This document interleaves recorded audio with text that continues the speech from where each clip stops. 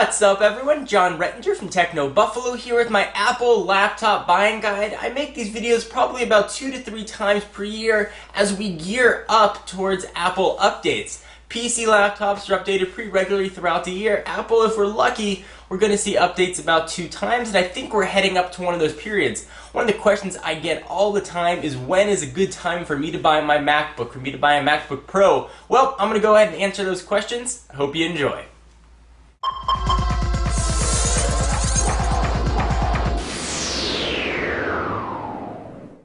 So I'll be doing another video going over all the desktop lines in Apple's lineup. Let's go ahead and jump right in with the laptops. Let me first say that I think we are going to have a redesign completely of the laptop models, primarily the MacBook and the MacBook Pro, sometime in mid-December, early January. So if you're the kind of person that needs to have the most recent up-to-date up-to-design technologies, you are going to want to wait to purchase a MacBook or a MacBook Pro. If you have your eyes set on a new MacBook Air, you're going to be fine. Those products were just recently updated. Alright, so let's start with the top, the entry-level MacBook. So in the past, we've seen Apple combine their MacBook and MacBook Pro lines and leaving only the plastic model to sort of bear the MacBook name. We used to have an all-aluminum MacBook. I think that the plastic model is going to be very short for this world, unfortunately.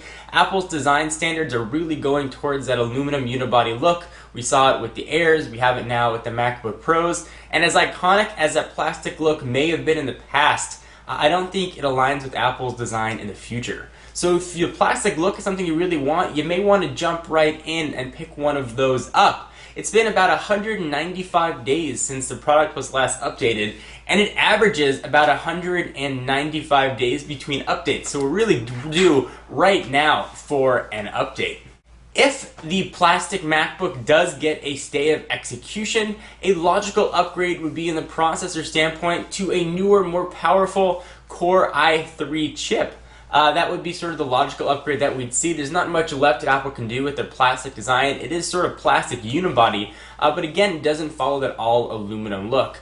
We may see an update in RAM to perhaps from 2 standard to 4 standard, although that is unlikely. If we do see any update to the plastic line, I think it's only going to be underneath the hood and will just be in the processor. As again, I do think the plastic body is going to be short-lived. So why is that plastic body going to be short-lived? Well, let's go ahead and talk about the MacBook Pro. First, according to MacRumors, it's been 230 days since the last update, and it averages about 208 days in between. So we're already about 20-ish days late, according to Apple's average release cycle.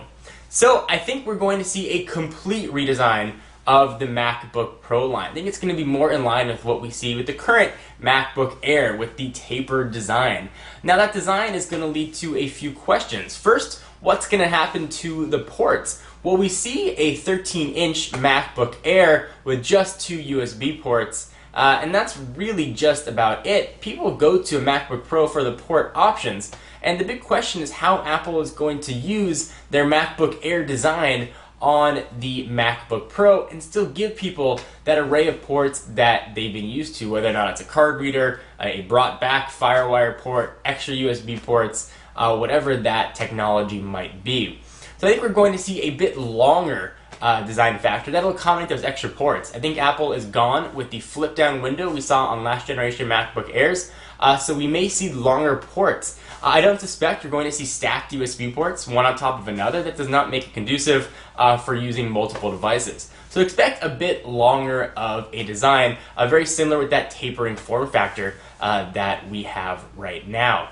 As far as hard drives go, what's Apple going to do if they want to make these things so thin? Well, there are smaller hard drives, 2.5-inch spitting platters as an option, but of course the market is headed towards solid-state drives, and we may be at a point where solid-state drives become sort of the affordable option. Apple currently on the MacBook Pro has a 512 gigabyte solid-state drive as a build-to-order option for $1,300. Clearly no one's going to be jumping at a $1,300 build-to-order option. I think that once that price gets halved or a bit more, a 512 upgrade could potentially be a possibility. I think we're going to see entry-level solid-state hard drives of 128 and 256. similar to what we have in the 13-inch MacBook Pro, and that's going to be true for the MacBook Airs, and that's going to be true for the 13 and 15-inch MacBook Pro models, with perhaps a cheaper build-to-order option to that larger 512 solid-state drive, which hopefully will get priced in half from that current $1,300 price range. And again, I expect these updates to be in the mid-December, early January timeframe. So again, if you love the current design and you want to be able to grab a good deal on what perhaps might be a generation behind technology, but still a very capable computer, now would be a time to get your MacBook Pro. If you want the latest and greatest, you need to have that, and you want to see what the new design is going to look like to make your decision, definitely wait until after the update. If you do decide that the current hardware is what you want, you still may want to wait until that update, as oftentimes in the Apple refurbished store, there will be severe discounts on the outgoing model, and Apple also generally discounts pretty nicely newer of the outgoing model, something to keep in mind. I don't expect any updates to the MacBook Air. That was just updated about 2 months ago, so I think that's going to sort of stay as it is. Certainly the next time that does get upgraded, I think we'll see faster processors, perhaps ultra-low voltage Core i3 models.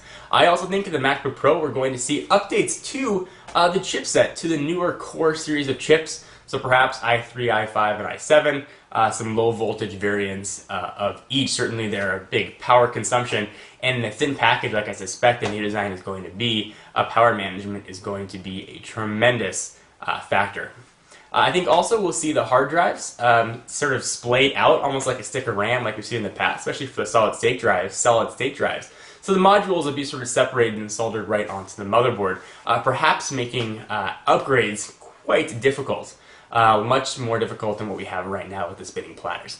Anyway guys, want to know what you want to think? Are you excited about these potential MacBook and MacBook Pro updates? Are you going to miss the plastic design? Do you think I am way off? I really want to hear what you guys have to say. Sound off in the comments down below, and look for a video going over the desktop line, so the Mac Mini, the iMac, and the Mac Pro.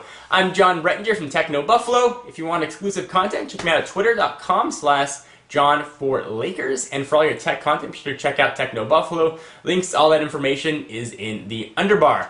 See you in the next video. Bye-bye.